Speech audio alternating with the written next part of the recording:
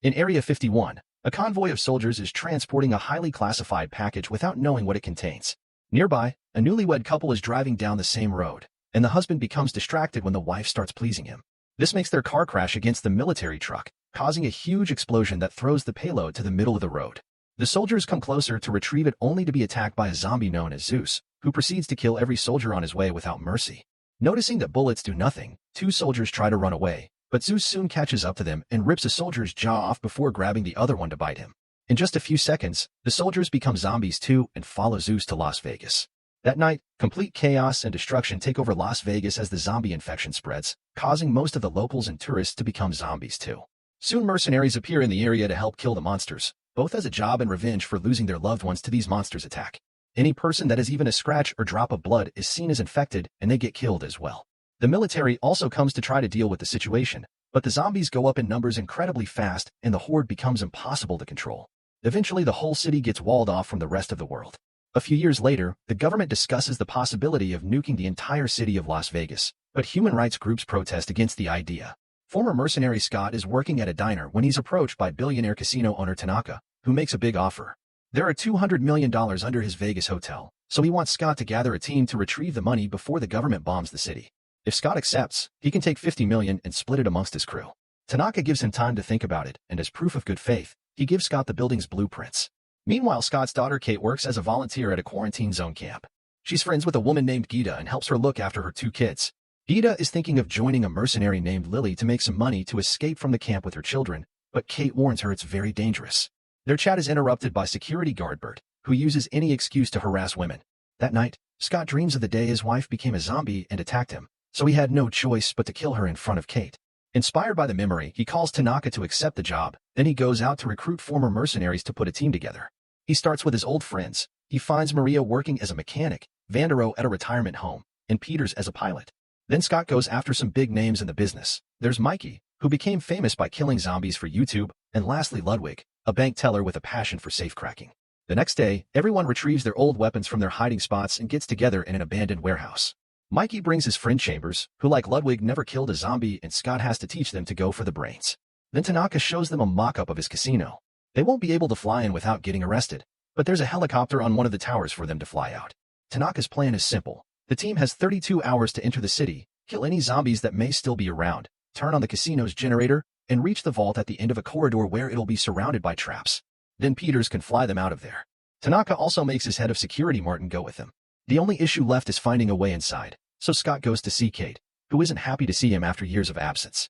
At first she doesn't want to help, but she changes her mind when Scott promises to share the money with her. Meanwhile, Gita ignores Karen's warnings and asks Lily to take her on her next mission. In the morning, Vandero teaches Ludwig how to shoot a gun so he can defend himself. Soon Kate shows up with a refugee bus and takes them to the camp outside the city, where she reveals that Lily will be their guide into Las Vegas. On her way out, Kate finds Gita's kids alone and learns that Gita was lost during the mission, so she punches Lily for it. However, Lily reminds her that Gita knew the risks and that there's a chance she may still be alive. Desperate to find her friend, Kate decides to join the team, which Scott doesn't approve of. Before they leave, Lily claims they need one more person and chooses Bert to come with them.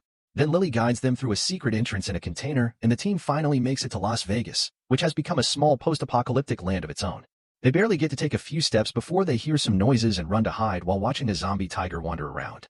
Once it's gone, the team comes out and suddenly Lily shoots Bert in the leg before tying him up. Lily knew Bert took advantage of women in the camp and brought him to be used as an offering for the zombies in the area, who will leave them alone if they play by the rules. The team hides again and watches how zombie Queen Athena comes to sniff Bert before taking him away with the help of another zombie into the Olympus casino. Now the team can keep going, unaware that Zeus is watching from afar. Inside the Olympus, a huge zombie horde is eager to feed on Bert, but they step back when Zeus appears. After checking on Athena's belly, Zeus grabs Bert and bites his arm before throwing him at the horde. Then Zeus goes into another room where he's keeping Gita and two more women, throwing one of them against a wall. Back to the team, they go through a tunnel filled with rotting bodies. There also are a bunch of hibernating zombies, so Lily warns the others not to make loud noises or point their lights at their eyes. Scott leaves small lights on the ground to guide the way, and the group carefully moves around the zombies, making sure not to touch them. Chambers makes Martin walk ahead of her because she doesn't trust him, and he's so annoyed that he changes the position of a light on purpose. When Chambers follows that direction, she accidentally bumps into a zombie and wakes him up, so she quietly stabs his head to kill him. Unfortunately, this also wakes up two more zombies, so she quickly kills them too with the same knife. She lowers the last body slowly on the ground, not noticing an arm gets stuck on some trays. Chamber only takes 2 steps before the zombie's arm accidentally pushes the trays, making enough noise to wake everyone up. As Chamber opens fire and stabs any zombie that gets too close, the creatures in the other room also wake up and the rest of the team has to start shooting too. While everyone is busy, Martin locks the door to keep Chambers behind it with the zombies. A desperate Chambers jumps through the window to reunite with the team, but the zombies follow her and quickly overpower her. Mikey tries to shoot a few off, but there are too many of them, and they begin eating her. With no other choice, Mikey shoots the gas tank she's carrying to end her pain and blow up all the zombies. The team manages to escape the tunnel safely and finally reach the casino, where they find a couple of zombies that they quickly kill. They're shocked to discover another set of blueprints on a table, meaning Tanaka made other teams come in and die for his money, but Martin denies knowing anything about it.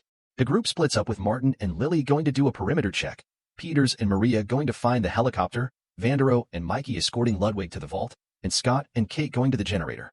While working on bringing back the power, Scott and Kate finally reconcile after years of being apart. Once the generator is working, Ludwig's group takes the elevator to the underground floor, where more zombies are waiting. As the others open fire, Ludwig is attacked by a zombie and proudly makes his first kill. Once all their enemies are down, the trio discovers that the bodies of the previous team are still there, and they fail to go through the traps protecting the vault. On the roof, Peters manages to activate the helicopter, only for it to suddenly break down and expel lots of black smoke. Thankfully, Peters is also a mechanic, and after putting the smoke out, she begins working on fixing it. Meanwhile, outside, Martin and Lily encounter Athena and her zombie guard. As soon as Athena tries coming after them, Martin shoots a rope to capture her and then opens fire on the other guy. The zombie runs fast and dodges all the bullets before attacking Martin directly to the point of overpowering him, so Lily has to save Martin by shooting the zombie. Then Martin sits on Athena and proceeds to slowly behead her, causing her to death cry to be heard by Zeus back in the casino. Furious, he leaves while dragging a woman with him. Lily doesn't understand why Martin is being so nasty, so he explains that Tanaka and the government will pay big bucks for the head of a zombie leader because they want to control their own brainless army to win wars. After Martin puts the head into a bag, the duo goes back inside with the others. Underground, Vandero and Mikey blow up the vault's gate, then bring over a zombie to use as bait for the traps. The creature immediately turns on them, so they have to shoot it and bring another one. This time, they microwave a hand and throw it in front of the vault so that the zombie will follow the smell of meat. As the zombie walks, all the traps activate and attack him, revealing hidden darts, firearms, and 2 walls that come out to crush the zombie into a pulp. Outside, Zeus rides by on a zombie horse and finds Athena's body. He checks her stomach and roars in fury before bringing her to the Olympus, where he pulls out an unborn zombie fetus. It turns out Athena had been pregnant all along. Zeus presents the fetus to the horde, urging them to get revenge. In the casino, the rest of the team watches TV and is shocked to learn that the nuke launch has been moved up, so now they only have until sunset to get the money and flee. Desperate, the group goes to the underground floor to tell Ludwig to hurry up, but he snaps and tells them to stay silent so he can work. The vault has a complicated system of 4 locks, so Ludwig has to hear every little movement going inside that door. While he works, Kate checks on the emergency exit and pretends to lock it, but actually she uses a zombie hand to leave it slightly open. After lots of concentration, Ludwig finally opens the vault, and the team celebrates as they start putting away all the money in bags. While everyone's distracted, Kate sneaks out through the emergency exit and has to hide inside an old car because all the zombies, including the tiger, are running toward the casino. Once the coast is clear, Kate rushes into the Olympus to look for Gita. Seconds later, the zombies take the elevator to the vault room and immediately kill Maria by twisting her neck. Scott begins fighting the zombies, using both guns and a knife to kill them as they come. Some of them move quickly and offer a fair fight, but Scott never gives up and keeps on attacking to avenge Maria until there are no zombies left. They can hear more zombies upstairs though, so the team leaves through the emergency exit. Ludwig and Vandero go back to the vault to grab the money, and at that moment more zombies arrive by breaking through the elevator's ceiling, so the duo has to open fire. The normal zombies begin going down, but soon Zeus arrives wearing a helmet that protects him from the bullets. Vandero decides to fight Zeus hand-to-hand, however he's quickly overpowered and thrown around like a sack of potatoes. When Zeus is about to bite Vandero, Ludwig hits the zombie from behind and then pushes Vandero into the vault, closing it right before Zeus kills him. Meanwhile, Martin goes out first and closes the hatak behind him, leaving the team behind. He reveals Tanaka never wanted the money and that Athena's head has always been the main objective because it's worth 10 times the money from the vault. The zombies begin approaching them, so while Scott and Mikey shoot every creature in sight, Lily uses an electric saw on the wall to create an alternate exit. Outside, Martin opens his bag and discovers he doesn't have the head because Lily exchanged it for a money-counting machine. Suddenly he's found by the tiger, who throws him around for a while before eating his head. Back to the team, Lily finishes the hole and they get to leave the vault room, making it to the game area that is currently filled with zombies. Scott, Mikey, and Lily go inside and begin shooting like crazy, killing zombies all over the room while trying to move toward the other elevator. When Scott runs out of bullets, he uses some tables to defend himself while he reloads. Some zombies manage to come closer, but Scott is strong enough to fight them off before keeping on shooting. As Scott runs on the tables to gain speed, a pair of zombies jumps on Mikey and brings him down to bite him. Mikey shoots them both but also accepts he has no future, so he gives Scott and Lily time to reach the elevator before activating a grenade to bring all the zombies down with him. When Zeus comes to this floor too, he grieves for the loss of his people. Soon Scott and Lily make it to the roof, but Peters is still having trouble making the chopper work. Suddenly Zeus shows up as well, and while Scott opens fire, Lily takes out Athena's still living head and threatens to shoot it. This keeps Zeus back, so Lily tells Scott to leave with Peters. Once Scott is aboard, the chopper finally takes off and Lily watches it, so Zeus uses her distraction to throw a metal rod and impale her on the wall. As revenge, Lily throws Athena's head to the ground, where it becomes pulp on impact. In the meantime, Kate searches the Olympus building, unaware that Zombie Bird has hurt her. Eventually she finds Gita and another refugee, and the three of them try to leave together. At the same time, Peters drops Scott on the roof of the Olympus and he begins looking for his daughter.